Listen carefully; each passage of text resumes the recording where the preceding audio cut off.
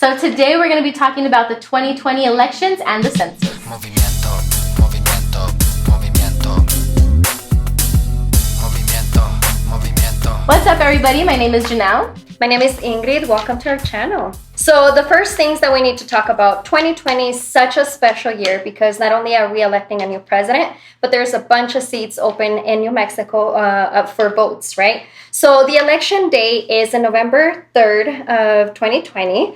The deadline to vote is on October 6th, 2020. And the deadlines for registering by mail are October 6th, in person, October 31st, and to request a ballot through the mail is October 20th. We also have early voting from October 17th all the way up to October 31st. So take advantage of these times and go out there and vote because these elections are so important. In New Mexico, we are pretty much choosing our new House of Representatives, our senators, Supreme Court judges, other judges, commissioners, and all county seats are open this year. So go out there and vote. I think it's, a great year for elections. I mean, we have so much historical stuff happening right now. Mm-hmm. I know everybody is talking about the presidential candidates, right? And I think it's obviously a historical moment. We have the first African-American VP, candidate, right? So it's amazing. It's crazy. It feels like, one of those big things that's going to happen. But let's talk about that. Let's talk about the presidential candidates. What are your views on them? So we have Trump. And we also have Biden, right? We have known, we've been feeling this, how Trump has definitely affected our community and has put fear into our community, especially communities of color.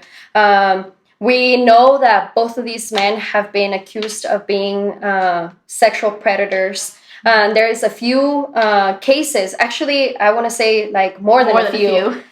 Cases against Donald Trump and then cases against Biden as well. And their responses haven't been very good responses. Very dismissive. Yes, and I know that Trump has fought some of these cases through the courts, right? And some of the things that always pisses me off and it makes me really just uncomfortable to have somebody like him as president is even the way he makes fun of these women who have accused him at his rallies, talking about their appearance and quoting him saying oh, that wouldn't have been my first chance. So you're saying that wouldn't have been your first chance, first choice, options of raping somebody. And so, well, not only that, but let's go to Biden too for a little bit. Have you seen these pictures of him smelling people's hair? Or trying to kiss young women on the cheek and just being very predatory, right? And things that we want to call out. And we want to make sure no matter who is in office, Republican, Democrat, we hold people accountable for those types of actions. Absolutely. And then one of the things is that Biden, his response to these accusations is well, I'm just a very loving guy because of my age. And it's really, have you heard of consent? Yeah, I'm really, dude, you want to be president, but you have all these views and all these things. And this is how you defend yourself by saying that this is just how you are, a predator by nature. So, yeah, that's how I feel about these presidential candidates. I feel exactly the same way. Now, let's move to Kamala Harris, right? Everybody knows we don't need to talk about Mike Pence. He is awful. We've had 4 years of that. We understand that. We understand how he's against LGBTQ plus communities, how he's been part of these policies that Trump has made to hurt Black, Indigenous people of color and, other minorities. So let's move on to Kamala Harris because right now she's in the media. Everybody's really excited because, like I said, it's a historical moment. But I'm going to give you a little bit of my concerns, right? First, I want to just say that I feel like Biden chose Kamala Harris because we're in this moment of Black Lives Matter movement, right? Which is not a new thing. Just pointing that out there. Black Lives Matter has been a movement for a long time. But I believe that it's just a very tokenizing moment for him to do that, especially because Kamala Harris was a cop, right? She was a prosecutor. So to say, in my opinion, it's to say that, oh, it's okay. I have this Black woman who's a cop on my side, right? And it's very tokenizing, in my opinion, again, to the Black Lives Matter movement. So not only was she a prosecutor and worked against people of color, but she also, when she was Attorney General, had her team vote against a trans person, a trans inmate for the reassignment surgery. So recently she was voting against gay rights, gay marriage, things like that. And she has just this platform, right, where she flip-flops. Whenever it's convenient for her, she'll vote in favor of policies that are going to be good for people of color and disenfranchised communities, but she's really not. Like, that's not her base. So that's one of my biggest problems for her. Another thing that I can point out, too, is when she was Attorney General, I think in California, I'm not sure, she also had 1,900 cases that she prosecuted for marijuana charges. And who are those charges for? Right. They're mostly for people of color, Exactly. people who, I don't know. For me, that is just so crazy because we have corporations in states like Colorado making mad money because of this like industry of marijuana, right? But we still have people incarcerated and like serving these crazy sentences for dealing marijuana, and it's like, whoa, what about these corporations, these white corporations who are like benefiting monetarily through the same business that are like black folks and brown folks have been doing? Yep. And these are the same things that we've seen throughout history, right? Like going back to the crack epidemic, right? Where Black Americans would get worse charges than a white person who had crack on them or, sold that in their lifetime. So it's just the same thing, but now we're moved on to a more relevant drug or a more relevant issue. And definitely the war on drugs, we can talk a little bit more about this in other videos, but the war on drugs wasn't a war on drugs. It was a war against communities of color. Exactly. Because they went to criminalize. They targeted these communities and pretty much like if they would find somebody using, they would right away criminalize them. And this whole war on drugs, too, it's a whole other story, but we definitely need to talk about that. And that's why voting and putting the people in office who we know are going to be great for our communities is so important. Right? Every vote literally does count when it comes to local elections. So even in, presidential elections, we have this thing called the Electoral College, which we can talk a little bit more in our throwback video. But voting is super important because that really determines who's going to be in office for them to vote for the Electoral College for our presidential elections, right?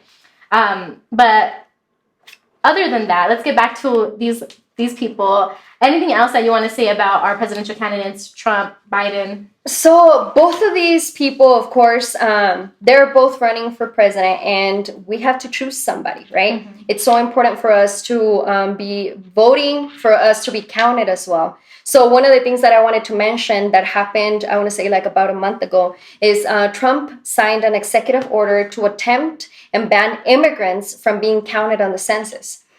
Which also, like we mentioned before, the census is also a very important topic in New Mexico and just overall in order for us to all be counted and receive these federal funds. But yeah, he tried to ban immigrants from being counted, which means that he's hurting not only the future of a lot of people around the U.S., but a lot of it has to do with like New Mexico and hurting the people of New Mexico and hurting the families of New Mexico because of our population. And are like undocumented folks who are afraid to fill out the census and be counted. I think that's an amazing segue. So let's talk about the Census 2020, right? So the Census 2020, in general, the census happens every 10 years. We are now in a census year and also an election year. So it's super pivotal that we get out there and we, get counted, we get voted. But why it's important? The census actually helps determine how much federal funds that community gets. So like you talked about, people are afraid to fill out their census, right?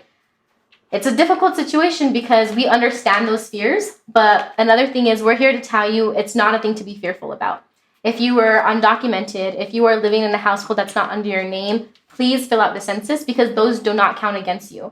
What it really does is count the people who are in your home, who are in your community, and that's how federal funding gets into those communities. So if you are concerned about funding for education, funding for healthcare, funding for anything like that, just make sure you fill out your census, no matter how many people are in your household. And a big thing is, too, that not only the people who are undocumented to make sure you count yourselves and the people in your family, but also children. If you have, infants and toddlers, count them because, like I said, this happens every 10 years. And they're going to be older by then. And you want to make sure that that money stays in their community, stays there for them. Another reason why this is so important is because it also determines how many representatives are in the House for our National Congress, right? So these are the people who determine that electoral college, who determine like our state policies, and they really are able to fight bad policies that the federal government puts on us if we elect the right people, right? They're definitely there clicking to vote for policies that are going to affect not only like communities of color, but the whole community of their states that they represent. They're supposed to be representing us. They work for the state. They work for the people who are living in the state. So we need to be really careful with that whenever we're electing people, when we're voting, but also when we're filling out the census so we could be represented accurately. Yeah, and being represented accurately is really a big thing because, you know, Black, Indigenous people of color and people of color, and especially the LGBTQ plus community, are super, you know, discounted for. So making sure that if you are in those types of communities that you are filling out your census immediately. One of the other reasons why it's important to fill it out now is because in September, that's when the census people from the Bureau are going to start knocking on doors. So I don't know about you, but I hate opening my door for anybody, much less somebody wearing a badge, right? So making sure that you take the precautions or the steps to fill out your census online is going to be really simple and easy for you because it's less than 10 minutes. And also it's just, you know, it's better if you do have access to internet on a computer, right? Or a phone. It's just easier because you're able to do it on your own. If you have questions, you can call somebody for help. I know there's a lot of community members working on census issues, so please reach out to them. But there's also the mail-in form, right? So if you have gotten your census in the mail, make sure you mail that back out if you don't want to do the online option. So again, yeah. A quick shout out to all the community organizations already doing this type of work. One of the organizations that we definitely need to shout out and highlight every time, I think in every issue that we encounter or every issue we talk about, we always bring this organization back up, not only because we are involved with them, but because of all the amazing work that they do. Southwest Organizing Project, shout out to you and every single one of you who work there. You want to tell us a little bit about the census campaign they were telling? Yeah, so the Southwest Organizing Project, they're actually, shout out to Monica Del Marco, she actually put on this thing where you not only are helping communities who are, you know, more prone to getting COVID, you know, the coronavirus, but she's also making it a point to share census information. So they actually developed a campaign where they're printing masks that have a message. A lot of them say, don't be silenced, be counted. So they're passing out these masks to communities that need them the most and making sure that when they're doing that, they're providing information for the census. They're making sure to take away all those fears and those doubts and really get people like on the reservations, people in undocumented communities counted and giving them information, right? Because mostly that's what we need when we're afraid. It's just a lack of information. So shout out to the Southwest Organizing Project, Monica DeMarco for putting all that whole campaign on. Please, like, you're just amazing. Shout out to you. Thank you for doing that. But not only is this organization doing that, but there's other community organizations that are also encouraging people to fill out the census. They have different campaigns. New Mexico Dream Team is one of the other organizations that was doing a lot of work with that. And just, I don't know about you, but it always makes me feel so happy and I guess empowered when I see youth organizations doing this type of work, because our young people are like the ones at the front of the lines, right? We should be providing them with the information for them to be leaders. And it's just so amazing to see people being leaders and like really caring about what's going to affect them, not only right now, but also in the future for their future children. Who knows, you know? And it's really, really amazing all the work that everybody does. But yeah, election day and census, both of these things are so important. And we're giving you a call to action for you to fill out the census. Like Janelle said before, you can do it online. You can do the paper one and then send it out. And for voting, you can register by mail. You can also register online. And we have a few deadlines, but we still have time for you to go out there and register to vote. A couple of things that I want to add to that too is just a shout out to the community members who are in the positions to go out and help people fill out their census, right? I know one of the community members, Lewis Head, who worked with the Southwest Organizing Project for a long time, is actually one of the campaign managers, I believe, is his position to help get information out to communities for the census. So having people in those positions is extremely important because those are the people we want to listen to, right? Those are our neighbors. Those are our family. That's who we trust. So making sure that we're in those positions is incredible. Another thing that I do want to say for voting, right? For the elections, even though we are in a pandemic and there's social distancing rules, there is still going to be on-site voting. So if you are able to and you want to go in person to the polls, there's different locations at like community centers, at your city hall, at the University of New Mexico. They will also be having a voting site. But like Nidhi said, if you want to mail in your ballot because it's just easier for you and more convenient, please do so. I know that there's a lot of talk right now about the Postal Service and them not being able to truly account for your ballots being mailed in on time or even in general. So there are talks, I believe, about having a drop-off station at different locations where you can still write out your ballot from the mail and then drop it off at those locations. Also, if you do choose to do the mail-in ballot and you ask for that, right, and you receive it, you can go to any poll location where people are voting in person and just drop it off without waiting in line. So if you want to do that and if you feel more secure in writing out your ballot and then dropping it off in person without waiting in line, that's also a really, really big step and a big option that you can have. Just please get your votes in.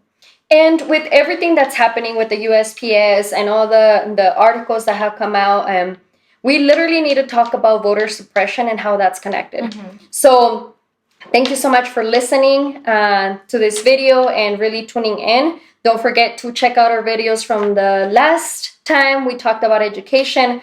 But please go out there and vote, fill out your census, and don't forget to stay involved and continue to look for those resources in your community for you to be involved. Mm-hmm. And don't be silenced, be counted. That's a message from the Southwest Organizing Project, and we hope to see you at the polls this year. Before we forget, the question for this video that we want you to answer is, tell us about the challenges that you or your community has faced in voting or even filling out the census. We really want to hear you out so we could talk about it on our next video. Thank you so much, and don't forget to subscribe, follow us on Instagram, go like our Facebook page, and come back to watch our videos. Thank you. Movimiento. Oh, shit.